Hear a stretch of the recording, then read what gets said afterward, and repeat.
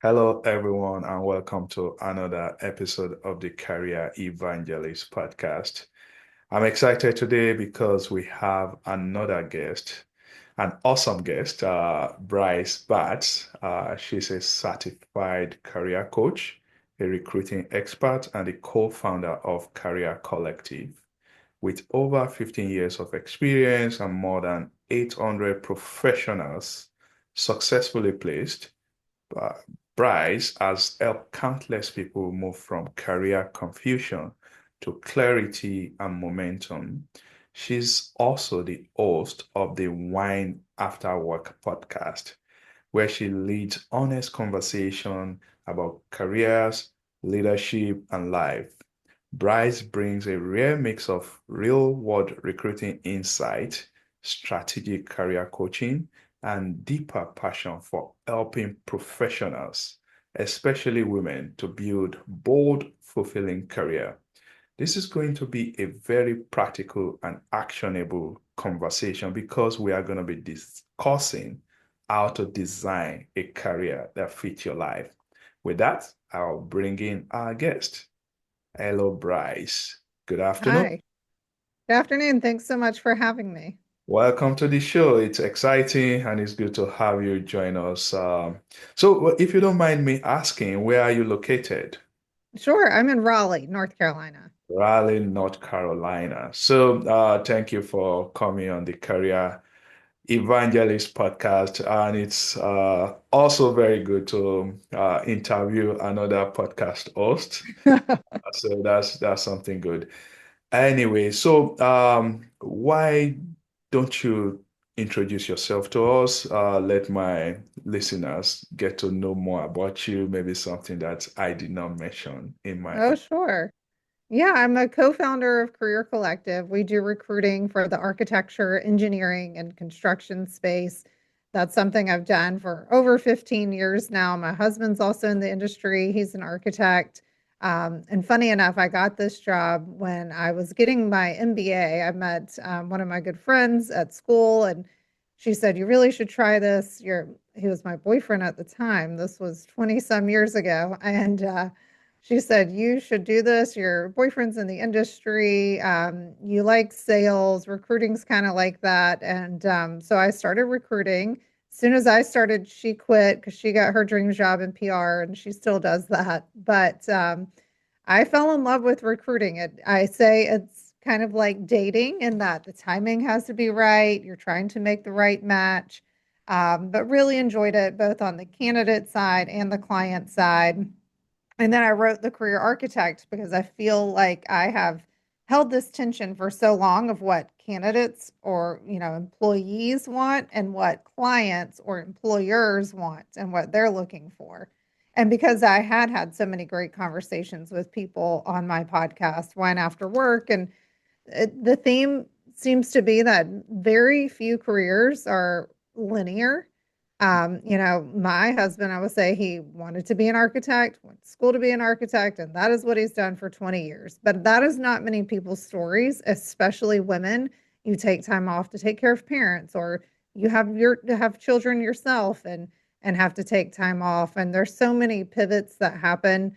So I like to place normalcy into that story and let people know just because you've changed things up, it doesn't disqualify you in any way. And I'm also a mom of two girls. They're both high spirited like me. And so we have a lot of fun at our house. Okay, so no, it's good, and I feel good getting to know you. So many professionals they feel like they are busy but drifting. So how Mm. can someone tell when it's time to intentionally redesign their career? What do you tell them? Yeah, that's a good question. I think the drift happens so easily and people don't recognize it because you're getting up and you're going to do the same things every day and you just get lost in the busyness, as you said. And so they feel busy, but maybe not productive, or they're not lit up anymore. They're not doing something they like. So I think when you start finding yourself daydreaming about another job or the Sunday scaries are really bad, and every Sunday you're not wanting to get up and go to work on Monday, it's probably time to start thinking about something new. Because we spend so much time at work. I really want people to be happy in their job. Now, is every day going to be a party? Of course not. And it doesn't matter where you work.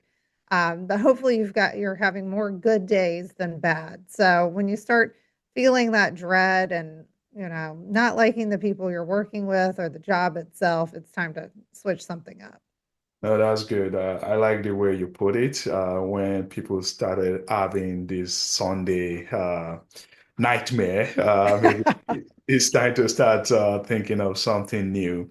But in terms of thinking of something new, or whether someone out there want to uh, pivot for their career, what are some questions or considerations that you tell them to think about before they begin this journey?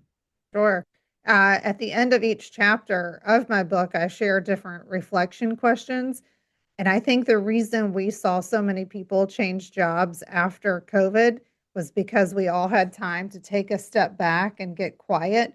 Now, maybe your house was full with kids and everybody being at home for a while, but still you weren't commuting. You still had that time to kind of reflect on what's going right and what's going wrong. And I think that's where you have to start, with just getting quiet with yourself and thinking about what really gets you excited. When do you feel like you're in that flow state of work and you're doing something meaningful that you enjoy? And then, what can you get paid for? If you're doing meaningful work that you enjoy, how do you also get paid for that? Um, so just thinking through what you've done well, what people have complimented you on or what they go to you for, because oftentimes it's hard for us to self-reflect. And, they say you can't see the label when you're inside the jar.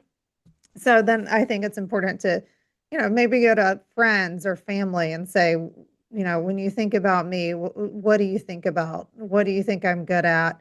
If you're having a hard time nailing that down.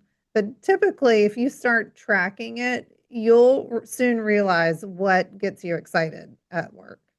That's good. Now, when it comes to looking for new opportunities, since you are a recruiter yourself, what are some things that you want to tell candidates to pay attention to in terms of how they position themselves so that they can attract right opportunities? Yeah, get your resume ready. Dust it off if you haven't done that in a while. You can write a cover letter if you think that's important for your industry. But the biggest shift I'm seeing is when people are applying on LinkedIn or Indeed on these job boards, and they're applying to hundreds of positions. So looking for a job becomes like a full-time job in itself, and they're not hearing back from companies, or they're getting a call and then they're getting ghosted. You just don't know what jobs are real and what companies are just posting for marketing and to get their name out there. So I say connect with people at the companies that you want to work for, connect with those people on LinkedIn and reach out to them and let them know who you are and what you're looking for. And maybe it's an informational interview that you want to have with them to ask them about their job and how they got into that position. This works well because if the company has a referral policy, they can then refer you. So they get the referral bonus if you're hired, and you have a way in because you have someone vouching for you that currently works at that company. So that can be really helpful. And then otherwise, if you're making a list of companies that you'd love to work for, go to their website and apply directly on the website and then reach out to someone from the firm there on LinkedIn. Because oftentimes, depending on your industry, if you're applying on Indeed or LinkedIn, they may be getting hundreds of applications and you're never going to hear back because they're overwhelmed. Yeah. No, I think more people are definitely listening to that advice because I'll say late last year, I had like a couple of people reached out to me wanting to get more information about the company where I work. And I think I actually refer one of them to a role. Hopefully, they will call him for interviews. But I think that's people will be like conduits that'll help Yeah. um, candidates to land the right opportunity. And thank you, Bryce, for sharing that with us. Sure. Now, we've been talking about recruiting. The other aspect for career growth, which I think is equally important, is promotion, right? So, what are, in your opinion, what are some effective ways professionals can position themselves for promotion, without waiting to be noticed? Because it's Mm. quite competitive out there. Yeah. Well, in terms of LinkedIn, I think it's important to have your picture up, um, have information on your About You section. Make sure you've got your resume on there because I talk to so many people and I still do career coaching. And when I talk to them, they're like, well, I haven't been on LinkedIn in a long time. And, then it's really hard because you've got to update your LinkedIn page. You've got to then become active on LinkedIn and start reaching out to your network again. But if you're always on there, and you're posting content or you're resharing content or you're engaging with other people's content, then you're already building a network on LinkedIn. So when you need the network, then you can tap into it. Um, so I think it is important to be visible there. I also think just for our own personal growth and development, it's important to listen to good podcasts, read books that will help you, reframe your mindset. Because let's be real, looking for a job can be really tough. It can be defeating when you're interviewing and you're not getting the job that you want. So anything you can do to help your mindset too. And then reach out to people in your network via email and create a list. Maybe it's people that are friends with your parents. Maybe it's someone you used to work with. Maybe it's someone that you go to church with or you did nonprofit work with. Think about a big list of people, put together those names, and then reach out to them. Hey, you mean a lot to me. I'm currently looking for a new job. I'll be happy to send my resume along if you'd like. This is what I'm looking for. This is what I've done in the past and why I'd be a good fit for that. Do you know anyone? And I think it's good to be very intentional and let them know because you may think they know who I am and what I've done. People forget, people are busy and there's a lot going on. Life is busy.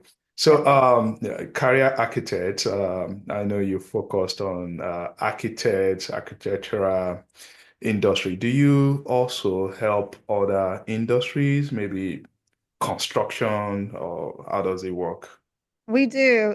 So for our recruiting, we focus on architecture, engineering, and construction, really anything within the built environment. And we do a lot of A&E, so a lot of design roles.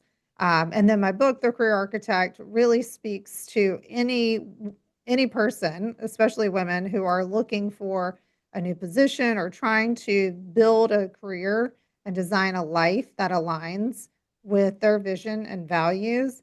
And I did it that way because when I started Wine After Work, my podcast, I had so many incredible people on, and maybe you feel this way too. I wanted to be able to tell some of their stories. So some of them come from the AEC industry, but others, it was my contact at LinkedIn. Another was a woman who she was a dentist, and then she worked outside of that industry. Then she lost her husband and her son, and she talks about resilience. I talked to another woman who's in graphic design and share her story, and she spoke about the why not me era and putting yourself out there and starting to think, why not me? Why couldn't I do this? And having that bold confidence in yourself. And then to tie into that, I talked to another woman, Alice, who tells a rejection story. She's a writer and was pitching herself, and she gamified rejection and set a goal to get 100 no's, which Wow. sounds so scary and terrible, but those no's get you closer to a yes. And anyone who's ever done sales knows that you have to go in for the ask. You have to put yourself out there. And, I think so many of us in life, everything, most people would raise their hand that when you're putting yourself out there, it could be dating, could be, work, anything. It can feel really scary and you're worried about people judging you. But I think if you can build up that muscle of doing it anyway, it's going to help you in all areas of life. Thank you, Bryce, for sharing that. Now it's 2026. I know AI has been playing what I'll call a big role Mhm. of people looking for job or preparing for interview. So this new year, what trends are you seeing, and what do you want candidate to know if they are in the job market?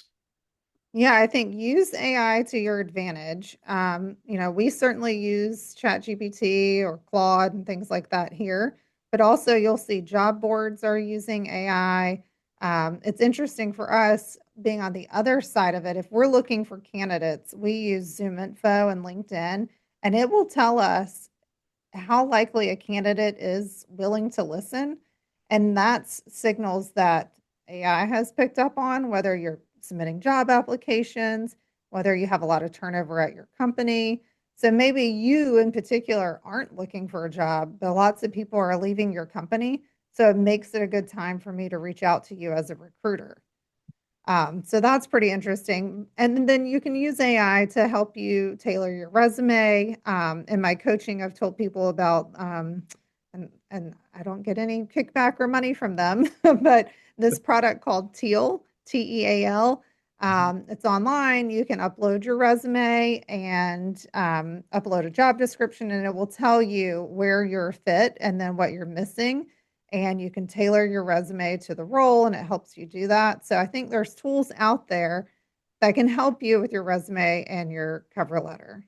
No, that's good too. Thank you Yeah. much for sharing that with us. I know more people are looking for ways to optimize their job search, and anything that can help them. Definitely, we should get that word out to them. Now, you've talked about LinkedIn. You've told us to interact, engage. What other ways can professionals effectively use LinkedIn without feeling, I'll call it salesy, so Mm. they rightly position themselves? Yeah, I know some people are nervous to start sharing on LinkedIn. I think that goes back to like, well, who am I? People are already sharing on LinkedIn. They're already saying what I would say. But what I will tell you is that there's so much that happens online, and they're not going to see every post you make. You may as well start small, and it might feel scary to hit post that first time. And it doesn't always have to be work related. It can be work adjacent. People share about their family on LinkedIn, but I would say exercise that muscle of posting.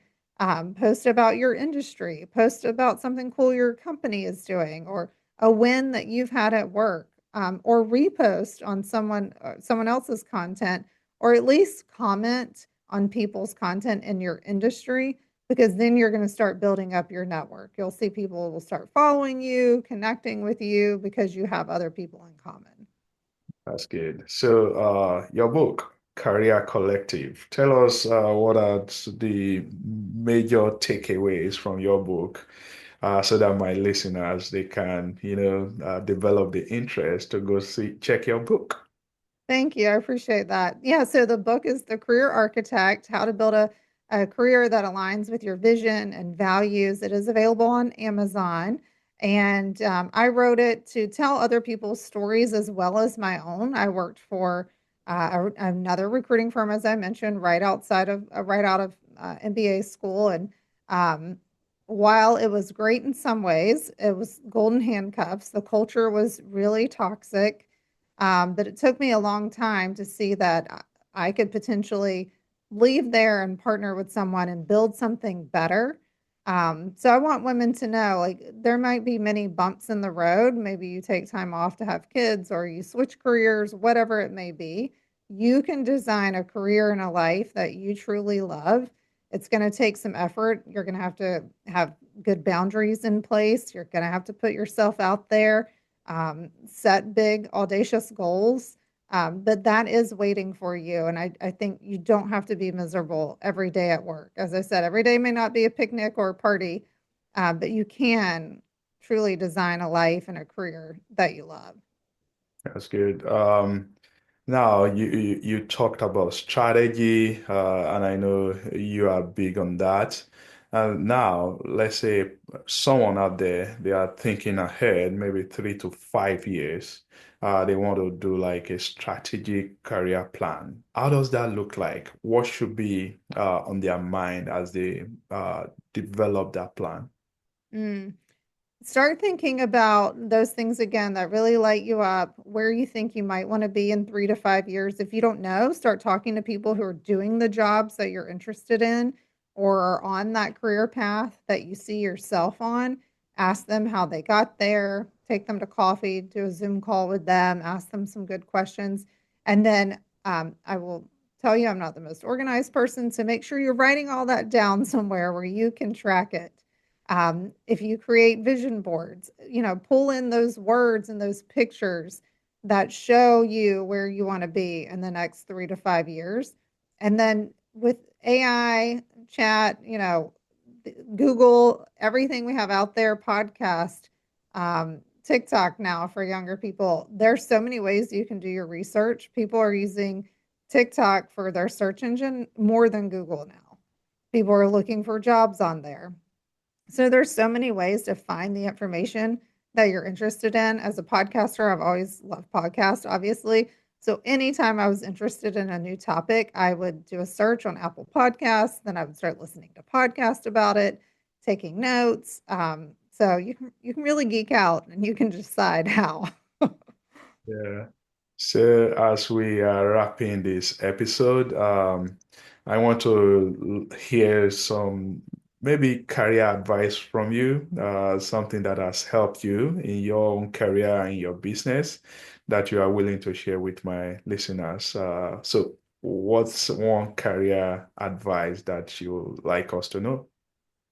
Yeah, I think when you're young, it can be really hard to have confidence in yourself and in your career because you're like, well, everyone has more experience than me. I'm newly out of college, or I just started here. But I think be curious and ask good questions, whether it's of leadership, of your coworkers, and be a sponge and learn as much as you can. And then don't be afraid to put yourself out there, even if you're young. I'll tell you a story of my company. We've got men and women here.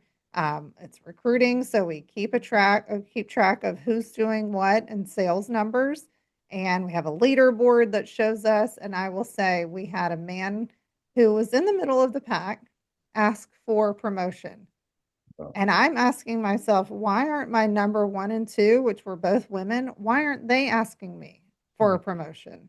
And I think women will typically sit back and they can be really good at their jobs. But then over here, you've got that man who was in the middle of the pack coming at you for a promotion. So, ladies, remember that. Ask for what you want, advocate for yourself, and don't be afraid to do it. That's good. So, finally, we have come to our rapid fire questions. Oh, all right. So, Bryce, one career mistake professionals should stop making immediately. What is it? I'll go back to not asking for what you want and advocating for yourself. One skill everyone should be building right now. I think learning about AI. Don't let it replace you, just learn how to use it. One thing recruiters notice instantly. Oh, good job stability. Stability. Resume or LinkedIn, which matters more today? Oh, probably LinkedIn. LinkedIn. Oh, nice. So, one non-negotiable boundary for career longevity. Protect your time. Protect your time. Now, since you are also a podcast host, I'm going to do something unusual. I'll give you an opportunity to ask me a question. Oh, this is exciting. Okay, how long have you had your podcast, The Career Oh, Evangelist? that's a good question. So I've been podcasting for about 7 years now. So I started as a solo podcast. I talk about career and I talked about money. Then all of a sudden, I started getting emails from guests wanting to come on the show. We started growing.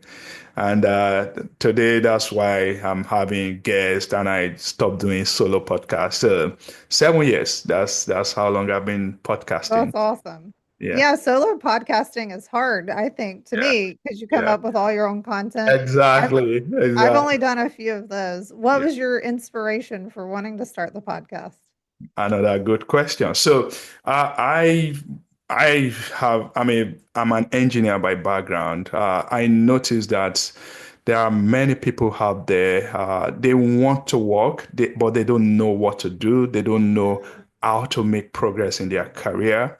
I've been blessed to have made some progress. A senior level in I'm at a senior level in my organization. So I felt like I should start sharing my knowledge with listeners. And with that, I started attracting other guests, more experts that are willing to talk about career. So I love that. inspiration is for me to be able to give back and help other people. Yeah. I grew up watching Oprah and I love her so much. And I thought if I could just, interview people the way Oprah does. So my podcast gives me a chance to do that. Awesome. So I'm going to check out your podcast and also follow and subscribe so that I can listen to you as well. Oh, well, thank you. All right. So finally, is there any other thing you would like to tell my listeners? Maybe something that we've not covered so far. Well, I'm always on LinkedIn. So if you want to connect with me there, it's Bryce Batts.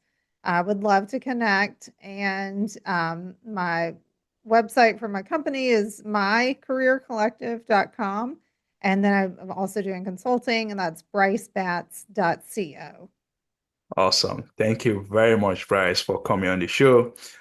Listeners, please follow up and check out Bryce, follow her on LinkedIn, and please subscribe and share this episode so that we can help more people win in their career. Thank you. Thank you so much. It was a pleasure being here.